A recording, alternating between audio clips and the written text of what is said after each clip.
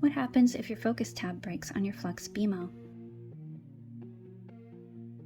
You will need to replace it in order to focus properly.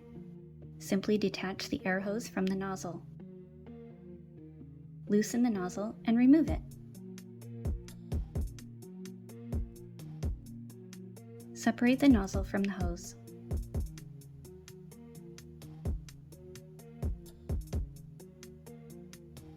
Take your replacement focus tab and put it onto the hose. Push the nozzle back into the air hose. Replace the nozzle and tighten. Ready to go!